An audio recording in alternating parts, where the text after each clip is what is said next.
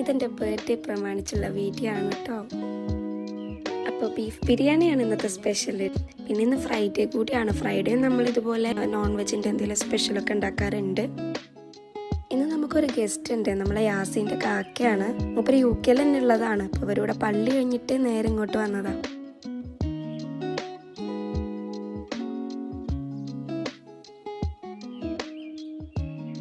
Fooding കഴിഞ്ഞ് നേരെ നമ്മൾ ഡ്രസ്സിങ്ങിൻ്റെ പരിപാടിയിലാട്ടോ. അപ്പം ഞാനിവിടെ 2 തരത്തിൽ ഡ്രസ്സ് ട്രൈ ചെയ്ത് നോക്കുന്നുണ്ട്. ഒന്ന് ഈ ഷർട്ട് ഉള്ളിലിട്ടിട്ടും പിന്നെ ഈ ഹൈനെക്കിൻ്റെ ടീഷർട്ട് ഉള്ളിലിട്ട് നോക്കിയിട്ടോ. എനിക്ക് ഹൈനെക്കാണ് കുറച്ചുകൂടി സ്യൂട്ടായിട്ട് തോന്നിയത്. എനിക്ക് ബർത്ത്ഡേ ആയിട്ട് ഓഫ് ഉണ്ട്, അതായത് ഹോളിഡേ ഉണ്ട് കേട്ടോ, ബർത്ത്ഡേ ഹോളിഡേ. അപ്പോൾ വലിയ പ്ലാനൊന്നുമില്ല, നമുക്ക് പുറത്തേക്ക് പോകാനുള്ള പ്ലാനൊന്നുമില്ല. കുറച്ച് ഫോട്ടോസ് എടുക്കണം, ഫുഡ്, കേക്ക് കട്ടിങ്, അതൊക്കെ തന്നെ ഉള്ളൂ കേട്ടോ. ഫോട്ടോസ് എടുക്കാനുള്ള റെഡി ആവലാണിത്. കഴിഞ്ഞ വീഡിയോയിൽ പറഞ്ഞ പോലെ എന്തെങ്കിലുമൊക്കെ ഒരു പരിപാടി കിട്ടുമ്പോഴാണ് ഇതുപോലെയൊക്കെ ഒന്ന് റെഡി ആവുള്ളൂ. സെയിം റെഡി ആവുന്ന രീതി തന്നെ കേട്ടോ. ഞാനധികം കോസ്മെറ്റിക്സ് ഒന്നും യൂസ് ചെയ്യില്ല, ലിപ്സ്റ്റിക്ക് മാത്രമേ കോസ്മെറ്റിക്സ് ആയിട്ട് യൂസ് ചെയ്യുള്ളൂ.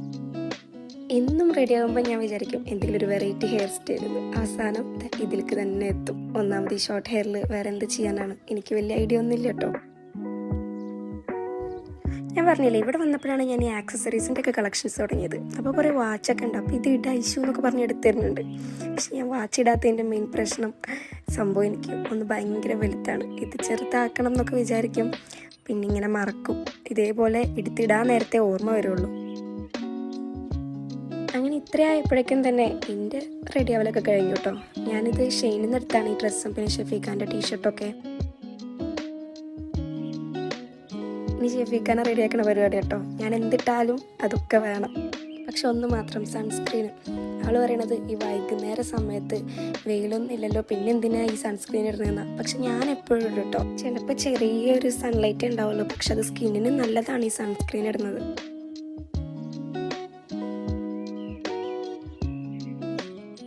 എനിക്കിങ്ങനെ മറ്റുള്ളവരെ റെഡിയാക്കി കൊടുക്കാൻ ഭയങ്കര ഇഷ്ടമാണ്. പക്ഷെ ഓരോ മൂഡ് പോലെയാണ്. ചില സമയത്ത് എനിക്കതിനുള്ള ക്ഷമയൊന്നും ഉണ്ടാവില്ല കേട്ടോ. ഇന്ന് എനിക്ക് നല്ല മൂഡുള്ള ദിവസമായിരുന്നു. അപ്പോൾ അതുകൊണ്ട് ഞാൻ ആളൊന്ന് ഫുൾ റെഡിയാക്കി കേട്ടോ. ഹെയർ കോമ്പയിലും ഒക്കെ ചെയ്ത് കൊടുത്തു. അപ്പോൾ എൻ്റെ അടുത്ത് പറയണ്ടേ നിനക്കൊരു കണ്ടന്റ് ആയില്ലേന്ന്.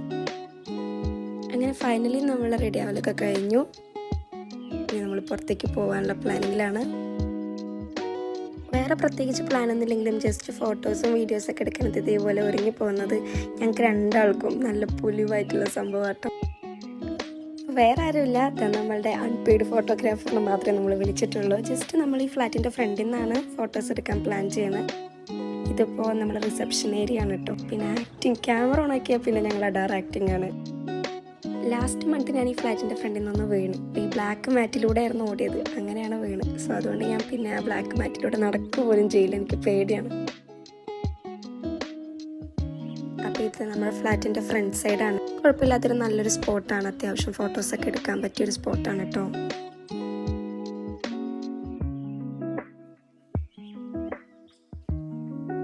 നമ്മൾ കുറേ നല്ല ഫോട്ടോസും വീഡിയോസും കാര്യങ്ങളൊക്കെ എടുത്ത് കുഴപ്പമില്ലാതെ എടുത്തു. പിന്നെ നല്ല കാറ്റും ഉണ്ടായിരുന്നു. പക്ഷെ ഞാൻ ഈ സൈഡൊക്കെ ഞാൻ ആദ്യമായിട്ടാണ് ശരിക്കും വന്ന് നോക്കണേ. എപ്പോഴും വിചാരിക്കും വൈകുന്നേരം ഇവിടെയൊക്കെ വന്നിരിക്കണമെന്ന്. പക്ഷെ നമുക്കതിനുള്ള സമയമൊന്നും ഇല്ല. കൂടുതലും ടൈം ഉണ്ടെങ്കിൽ നമ്മൾ ആ TVയും കണ്ട ആ ഒരു ലിവിങ് റൂമിൽ തന്നെ ആയിരിക്കും. ഞങ്ങളെല്ലാ വീഡിയോസിൻ്റെ പിന്നിലും ഇതേപോലെ കുറേ ബിഹൈൻഡ് ദ സീൻസ് ഉണ്ട്. വീഡിയോസൊക്കെ ഫുൾ റൊമാൻറ്റിക് ആയിരിക്കും, പക്ഷെ അതിൻ്റെ പിന്നിൽ അടാറ് കോമഡി സീനുകളായിരിക്കും കേട്ടോ. എന്നെ ഒന്ന് ബന്ധിച്ച ആ ഒരു മതിലിൻ്റെ മേലെ ഇരുത്താൻ പറഞ്ഞപ്പോൾ ഞാൻ ബിരിയാണി കഴിച്ചിട്ട് തടി കൂടി എന്നാ പോകുമ്പോൾ പറയുന്നത്, എന്നെ പൊക്കാൻ പറ്റില്ല എന്ന്. ഇപ്പം ചിന്തിക്കാൻ തോന്നുന്നുണ്ടാവും ഓരോരോ കോപ്രായത്തരങ്ങളെ അല്ലേ. എനിക്ക് വോയിസ് ഓവർ കൊടുക്കാനുള്ള മെയിനായിട്ടുള്ള മടി എന്തായിരുന്നു എന്നറിയോ? എനിക്ക് എൻ്റെ വോയിസിൽ കോൺഫിഡൻസ് കുറവായിരുന്നു. പക്ഷെ ഞാൻ എന്ത് ചെയ്താലും അങ്ങേയറ്റം എന്നെ സപ്പോർട്ട് ചെയ്യുന്നൊരു മുതൽ എല്ലാവരുടെ കൂട്ടത്തിലും ഉണ്ടാവുമല്ലോ, ആ ഒരു മുതലാണിത്. ഇതിൻ്റെ ഇടയിൽ ഞങ്ങൾ കുറേ സ്റ്റെപ്പുകളൊക്കെ ഇടാൻ നോക്കുന്നുണ്ട്. ഒരു ഡാൻസിൻ്റെ വീഡിയോസൊക്കെ ചെയ്യാൻ ഭയങ്കര ഇഷ്ടമാണ്, പക്ഷെ എനിക്ക് ഭയങ്കര മടിയാണ്. എല്ലാവരും എന്നോട് പറയലുണ്ട് ഞാൻ ഇവിടെ വന്നപ്പോൾ ഒരുപാട് അൺമെച്യൂർഡായി എന്ന്. എനിക്കിപ്പോൾ എന്തോ ഈ വീഡിയോസ് കാണുമ്പോൾ അത് ശരിയാണെന്ന് തോന്നുന്നു. അങ്ങനെ കുറച്ച് നേരത്തിന് ഞങ്ങളുടെ പ്രഹസനം കഴിഞ്ഞ് ഞങ്ങൾക്ക് വേണ്ട ഫോട്ടോസും വീഡിയോസൊക്കെ കിട്ടിയിട്ട് ഞങ്ങൾ തിരിച്ച് റൂമിലേക്ക് പോയിട്ടോ. ഹീൽസ് അധികം നേരിടൽ എനിക്ക് ടാസ്ക്കാണ്. അത് ഈ പോക്ക് കണ്ടപ്പോൾ നിങ്ങൾക്ക് മനസ്സിലായിട്ടുണ്ടാവും. റൂമിലെത്തിയപ്പോൾ എൻ്റെ അടുത്ത് പറയുന്നുണ്ട്, അയ്യോ അയച്ചു നമുക്ക് പ്ലാനിങ് ഒക്കെ നാളേക്ക് ആക്കാം, ഒക്കെ മറന്നു ഞങ്ങൾ വാങ്ങാനെന്നൊക്കെ. എനിക്കറിയാം എന്തെങ്കിലും സർപ്രൈസ് ആയിരിക്കും. ഈ പണി ഇവിടെ ഞാൻ എല്ലാവർക്കും കൊടുക്കുന്നതാണല്ലോ. സോ അതുകൊണ്ട് ഞാൻ ഡ്രസ്സൊക്കെ മാറ്റാതെ ഇങ്ങനെ ഇരിക്കട്ടോ. അപ്പം ഉണ്ട് ഒരാൾ പുറത്ത് പോയിട്ട് കപ്പ് കേക്ക് വാങ്ങിയിട്ട് വന്നിരിക്കുന്നു. ഐശു കേക്കിൻ്റെ ഷോപ്പ് ക്ലോസ് ചെയ്തു, ഞങ്ങൾ ഇതെല്ലാം പ്ലാൻ ചെയ്തത്, ഇപ്പം നമുക്ക് ഇത് വെച്ച് അഡ്ജസ്റ്റ് ചെയ്യാന്നൊക്കെ പറഞ്ഞ് ആകെ സെറ്റാക്കി പറഞ്ഞിട്ട് ഫൈനലി ഞാനിത് കണ്ടുപിടിച്ചു കേട്ടോ. പക്ഷെ എനിക്ക് എന്താ സെറ്റാവാനുള്ള കാരണം എന്ന് വെച്ചാൽ ഇവൻ പറയുന്നത് എനിക്കാകെ കൺഫ്യൂസ്ഡായി. സത്യമാണോ പറ്റിക്കാനാണോ എന്ന് മനസ്സിലാവണില്ല. അടാ അഭിനയമായിരുന്നു. ഇന്ന് ബാക്കിയുള്ള 3 പേർക്ക് വർക്കുണ്ടായിരുന്നു. സോ ഞാൻ അവരെയൊക്കെ വെയിറ്റ് ചെയ്തിട്ടാണ് കേക്ക് കട്ട് ചെയ്തത്. പക്ഷെ ലാസ്റ്റത്തെ ഒരാൾ മാത്രം എത്താൻ പുലർച്ചെ 4 ആകുന്നുള്ളതുകൊണ്ട് പിന്നെ വെയിറ്റ് ചെയ്തില്ല. ഗിഫ്റ്റിൻ്റെ കാര്യമൊന്നും ഞാൻ പിന്നെ ചോദിച്ചില്ല കേട്ടോ. എനിക്കറിയാമായിരുന്നു എന്തെങ്കിലും വാങ്ങിയിട്ടുണ്ടാകും. അതിനെക്കുറിച്ചൊന്നും പറയാതായപ്പോൾ എനിക്കൊരു ഡൗട്ട്, ഇനി എങ്ങാനും ഷോപ്പ് അടച്ചോ ശരിക്കും മറന്നോ? കാരണം ഇവരെല്ലാം ലാസ്റ്റിലേക്ക് മാറ്റി വയ്ക്കുന്ന ആൾക്കാർ. സോ ഇവർ കേക്ക് വാങ്ങാൻ പോയത് തന്നെ ഒരു 9-9:30 അപ്പോൾ ആ സമയത്ത് വാങ്ങാനായിരുന്നു പ്ലാൻ. ഇനിയിപ്പോൾ മറന്നോ എന്നൊക്കെ ഒരു കൺഫ്യൂഷൻ ഇങ്ങനെ മൈൻഡിൽ നിൽക്കുമായിരുന്നു.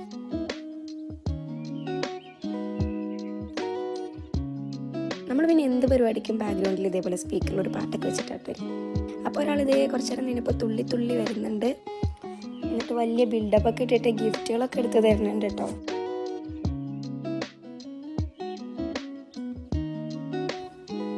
ഞാനങ്ങനെ പിന്നെ ഗിഫ്റ്റുകൾ അങ്ങനെ വലുതായിട്ടൊന്നും എക്സ്പെക്റ്റ് ചെയ്യില്ല. പക്ഷെ എന്നാലും ആ സാധനം തൊട്ടപ്പോൾ തന്നെ എനിക്ക് മനസ്സിലായി ഇതൊരു ഡയറിയാണെന്ന്. ഞാൻ ഇവനോട് 2 ദിവസം മുന്നേ ഡയറി ചോദിച്ചിട്ടുണ്ടായിരുന്നു. അപ്പോൾ ഡയറി ആർക്കെന്ന് കരുതി. പക്ഷെ തുറന്നപ്പോൾ അത് അവൻ്റെ കോളേജിൻ്റെ അവന് യൂസ് ചെയ്ത ഡയറിയാണ്.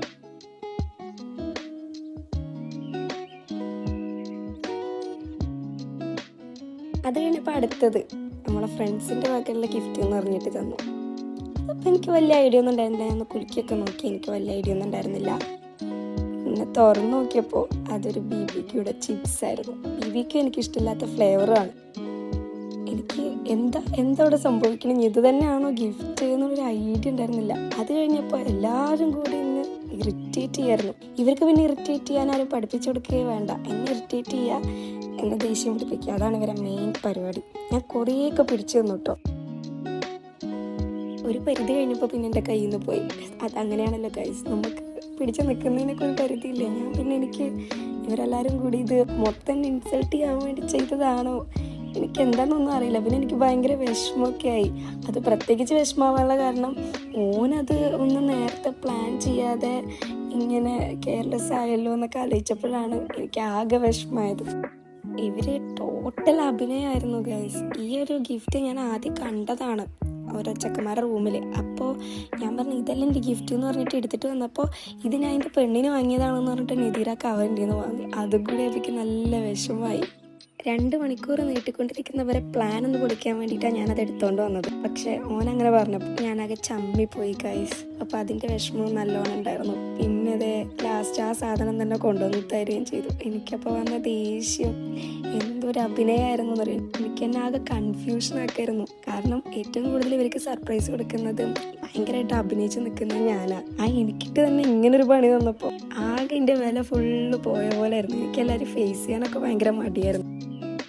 വീക്ക്ലി 1 ഡേ ഞങ്ങൾ എല്ലാവരും കൂടി ഇങ്ങനെ സംസാരിക്കാറുണ്ട്. അപ്പം ഞാൻ എപ്പോഴും പറയുന്നൊരു കാര്യമാണ്, എനിക്ക് ഈ എക്സ്പെൻസീവ് ഗിഫ്റ്റുകളോടൊന്നും ഒരു താല്പര്യമില്ല എന്ന്. അപ്പോൾ അത് പറഞ്ഞ് കളിയാക്കുക കേട്ടോ. കാരണം അങ്ങനെ കിട്ടാത്തത് കൊണ്ടല്ല ഞാനിങ്ങനെ ഇരുന്ന് കരയണത്. സംഭവം എക്സ്പെൻസീവ് ഗിഫ്റ്റ് കിട്ടാത്തതിൻ്റെ പേരിലല്ല, എനിക്ക് ഓനെൻ്റെ പേട്ടിയെ മറന്നതാവും. അതുകൊണ്ടായിരിക്കും ലാസ്റ്റ് മിനിറ്റിൽ ഇങ്ങനെയൊക്കെ ചെയ്തത് എന്നുള്ളതിൻ്റെ ഒക്കെ ഒരു തോട്ട് വന്നപ്പോൾ. കാരണം ഇവർ അഭിനയം അതുപോലെ ആയിരുന്നു. ഇതിൻ്റെയൊക്കെ മാസ്റ്റർ പ്ലാൻ ഇവനാണെന്ന് അറിഞ്ഞപ്പോൾ എനിക്ക് വന്ന ദേഷ്യം. ഇനി ഗിഫ്റ്റ്സൊക്കെ എനിക്ക് നല്ല ഇഷ്ടമായി. ഗിഫ്റ്റ്സും ഈ സർപ്രൈസും ഈ രീതിക്ക് ഞാൻ ഇവരിന്ന് പ്രതീക്ഷിച്ചിട്ടേ ഇല്ല. ഈ ജാക്കറ്റ് ഞാൻ കുറേ കാലമായി വാങ്ങണം എന്ന് പറഞ്ഞു നടക്കായിരുന്നു. 2 ഗിഫ്റ്റും എനിക്ക് നല്ല ഇഷ്ടമായി. എനിവേ അങ്ങനെ എനിക്ക് 21 ആയി. ബൈ.